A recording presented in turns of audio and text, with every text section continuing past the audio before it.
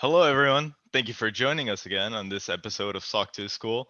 My name is Brian, and this is Vikas. Vikas, how are you doing? Great, Brian. How are you? Great, thanks. So, in the past couple weeks, we have shown you how to consider the certification process, and we've talked about different ways to plan out the entire certification and how to get your team ready for it. So, in this episode, we're going to talk about policies. And Vikas, can you explain to us when a company is getting ready to do a big certification, what do policies cover and what should they be entailed around? So, the policies really are a set of high-level documentation.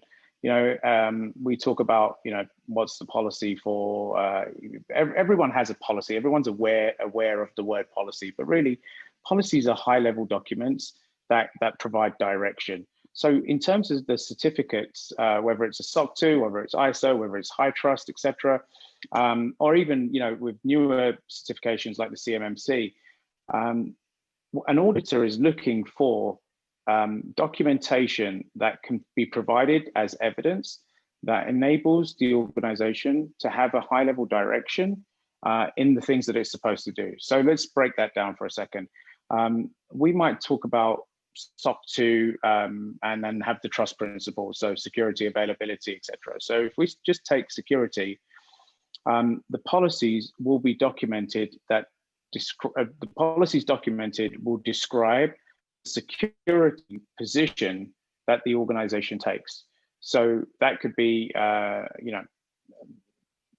down to a suitable password length, encryption, a best practice for hiring people.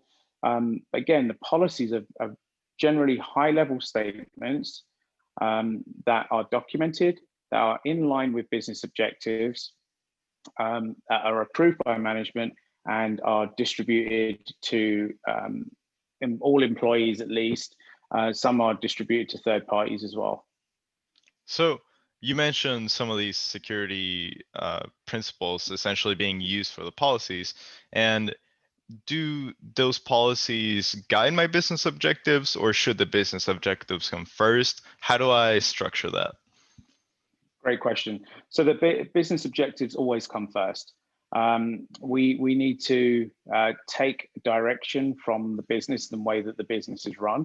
So if the business says that it runs things in a secure manner, then you need policies to describe that. If the business doesn't care as much about security, but cares more about availability, for example, the policies will need to guide that direction. So understanding what the business objectives are, and how those business objectives can be demonstrated and operated in a consistent manner really lend to what's in the policy, what's in the policies, and who they're communicated to, etc.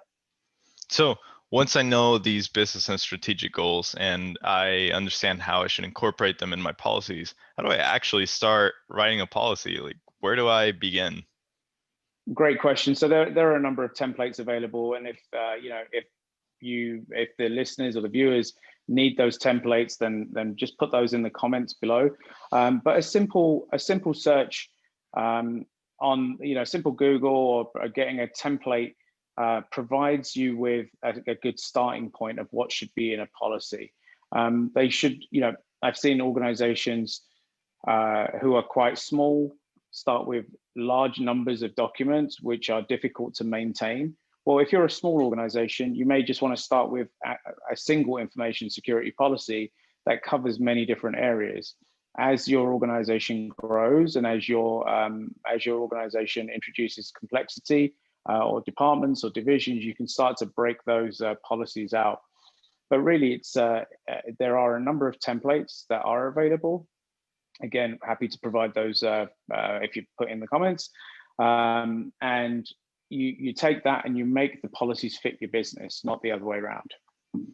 So once a company starts getting into, starts kicking into gear to get these certifications and they start pumping out these policies, who exactly is in charge of these policies? Is there a certain person or a certain department that should be, responsible for updating them and creating them?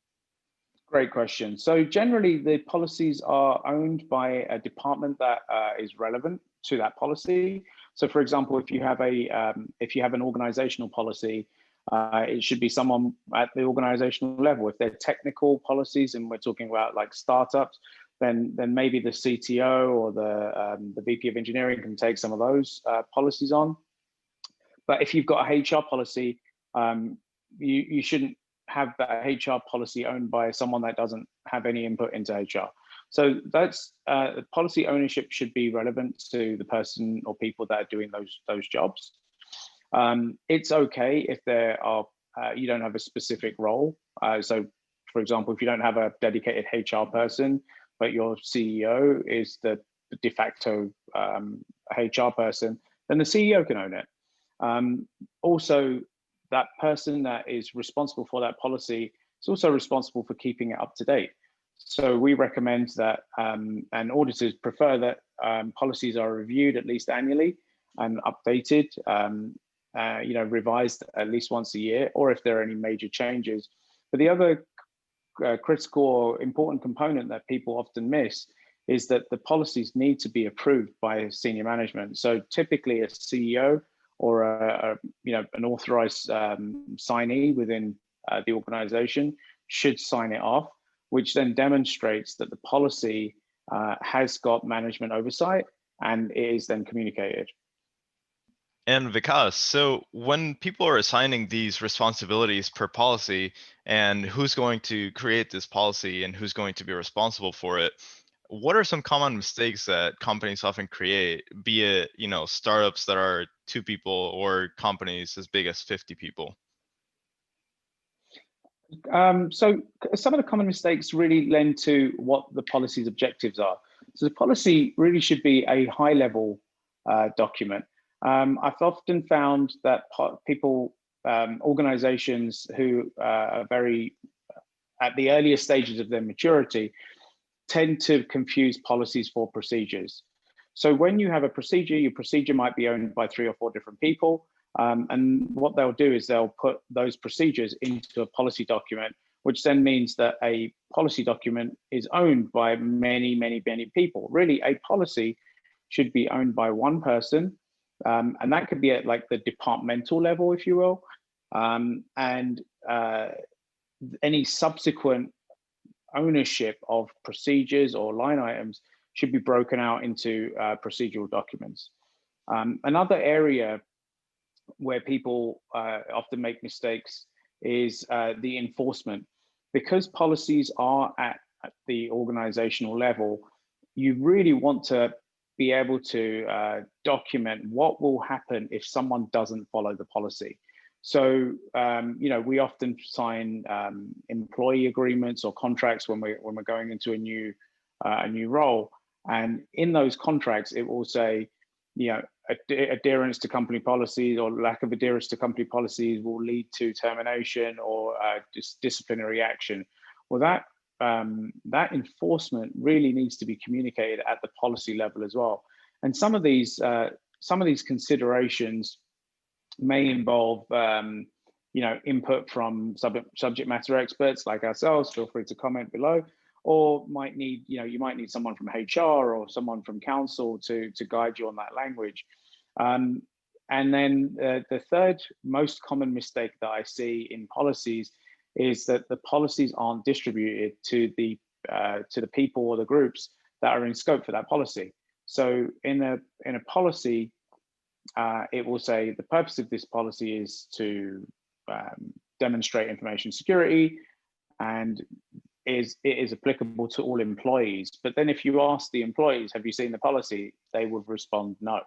So having a policy and not getting it to or making it available to the right people is definitely a common mistake. And specifically to the SOC and ISO certifications, auditors will want to see that the policies have been communicated to the right people and that they have acknowledged them. There are some innovative ways in which you can do that. Again, we're happy to share those with you. But you need to have the policy. You need to make sure it is owned, make sure that there is enforcement action, and make sure it is distributed to the appropriate people. Thanks, Vikas. So, if you guys have made it this far, we know nobody wakes up in the morning and wants to just work on policies unless you're Vikas. But when you guys have any questions, when you need any advice, we're here to help you.